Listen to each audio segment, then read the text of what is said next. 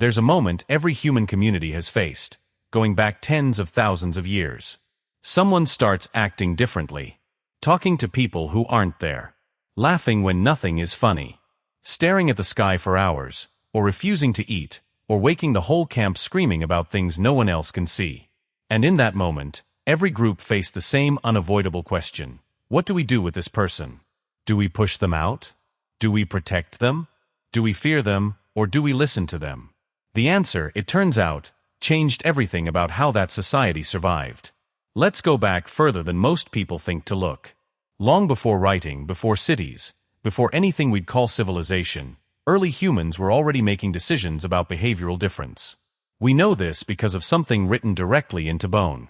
Archaeologists have uncovered prehistoric skulls with clean, deliberately cut holes in them, some over 10,000 years old. And in many of these skulls, the edges have healed, smoothed over, regrown, which means something remarkable. The person survived. They lived afterward, walking around with a literal hole where the bone had been. This wasn't punishment. It was intervention. Someone believed that whatever was happening inside that person's head could be released, and they were willing to risk killing them to try. Now here's the part that should stop you. This same practice appears independently across cultures that never had contact with each other. Different continents. Different centuries. No shared language, no shared myths, no possible way to have copied the idea from one another. And yet, again and again, the answer to someone is acting strange was, open the skull, let it out. That's not a coincidence. That's a pattern. It tells us something about how deeply humans have always needed an explanation for behavior they couldn't understand, and how far they were willing to go to fix it. But surgery wasn't the only response. In small hunter-gatherer bands, where every single person mattered for the group's survival, exclusion could be a death sentence. So many early societies didn't cast the strange person out. They gave them a role. Someone who saw visions might become the one who spoke to the dead. Someone who fell into trances might become the one who predicted the weather, or communed with the spirits before a hunt. In many early cultures, what we might now call psychosis, dissociation, or a seizure disorder was reinterpreted as a gift. Not a malfunction, a calling. The people we would today refer patients about were, in these communities, the shaman, the healer, the one who stood between the living and whatever lived beyond them. Think about how strange that reversal is. The exact behavior that might get someone isolated in one tribe could make them the most spiritually powerful person in another. The difference wasn't the behavior. The difference was the story the community chose to tell about it. And that story mattered enormously, because it determined whether the person was protected or abandoned. There's brutal evidence, too. In several nomadic groups, someone who could no longer contribute, who couldn't hunt, forage, or keep pace, was sometimes left behind. Not always out of cruelty.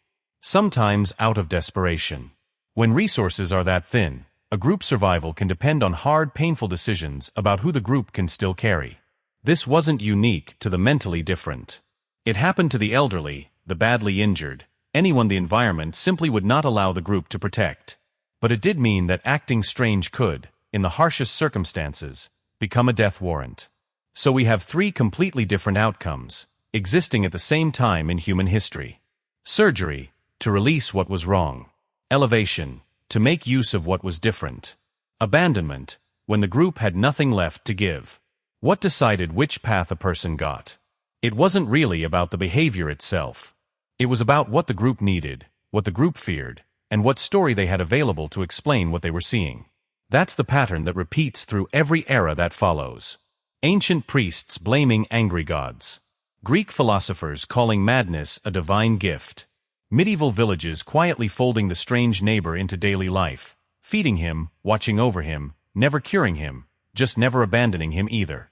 Every civilization inherits this same fork in the road. Our earliest ancestors stood at around a fire, looking at someone who didn't fit, deciding what that person was worth. And maybe that's the real answer to the question in the title.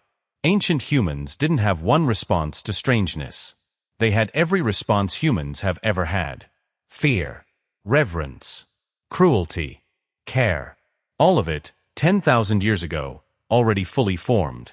The tools have changed since then. The explanations have changed. But the question a hole in a 10,000-year-old skull is still quietly asking us has not changed at all. When someone doesn't fit, what are we willing to do to keep them?